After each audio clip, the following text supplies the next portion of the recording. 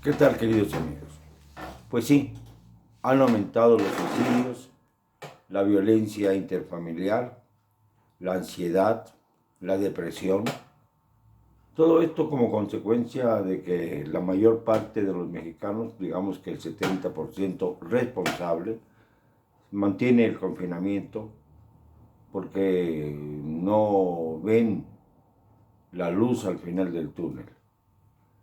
Ya sabemos que las cifras que maneja el subsecretario Hugo López-Gatell no son confiables, que hay muchos más contagiados y muchos más muertos de lo que oficialmente se sabe o se dice, y que por supuesto esto nos tiene intranquilos, porque cuando no se conoce ni se ejerce la verdad, pues entonces surgen muchas dudas sobre si estamos o no en la ruta correcta, si vamos o no a poder sobrellevar esta pandemia, si va a poder el gobierno enfrentar el tremendo desafío económico que se nos viene.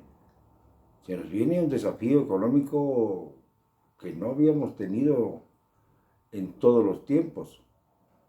Un desafío económico peor que el quebranto de las finanzas públicas después de las guerras internas que hemos sufrido desde el siglo antepasado, el siglo XIX, el siglo XX.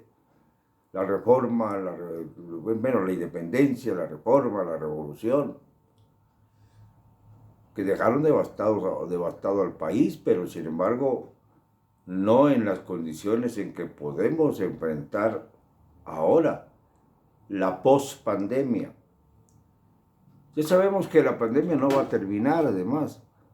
Sabemos que lo que se está buscando es evitar que con este confinamiento, es evitar que los hospitales se saturen, se llenen y no puedan atenderse a los enfermos más graves.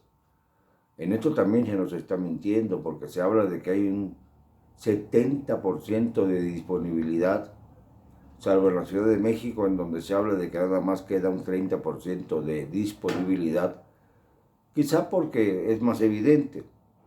Pero tengo reportes de muchas partes del país en donde me hablan de que la saturación es tan evidente como la falta de insumos para los sanitarios, los médicos, los enfermeros, las enfermeras, todos aquellos que se están jugando la vida por ayudar a los enfermos.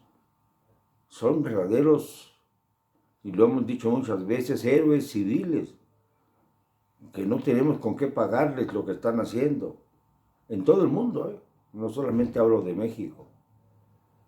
Pero aún así, lo que ha fallado es el gobierno.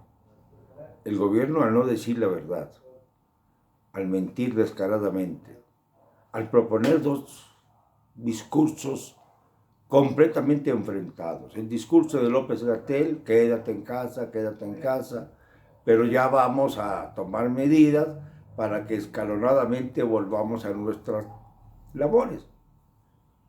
O bien el discurso presidencial de que, pues sí, hay que hacer todo lo posible para regresar a la nueva normalidad, sin especificar cuáles van a ser los límites de esa nueva normalidad, y además pretendiendo que se le autorice a viajar. ¿A quién se lo va a solicitar el presidente? ¿A la Secretaría de Salud o al Congreso? Si es a la Secretaría de Salud es absurdo, porque es una dependencia que depende también del alto mando del titular del Ejecutivo. No tendría sentido pedirle un permiso a un subordinado. Pero bueno, también puede caber la posibilidad de que se solicite al Congreso de la Unión la autorización, que no hay tampoco por qué hacerlo, puesto que el Congreso de la Unión no es el encargado de manejar la agenda presidencial.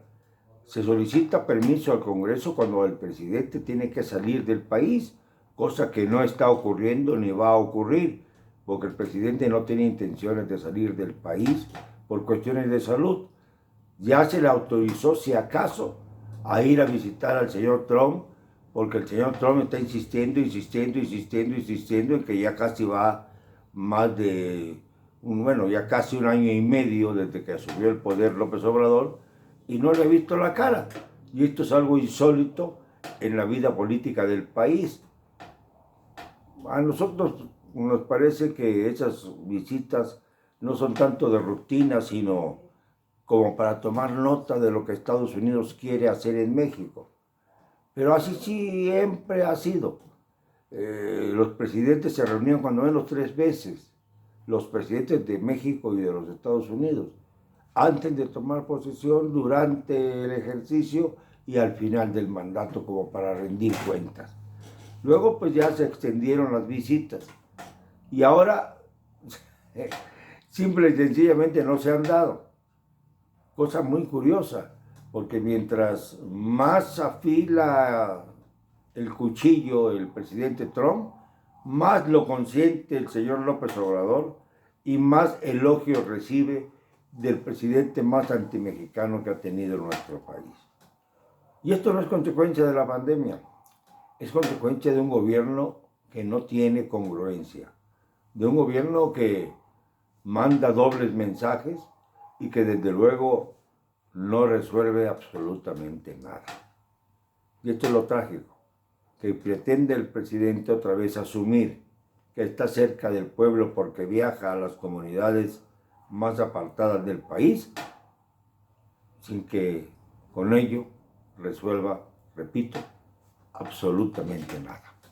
Lo siento, no me van a callar y lo digo con cero cobardía.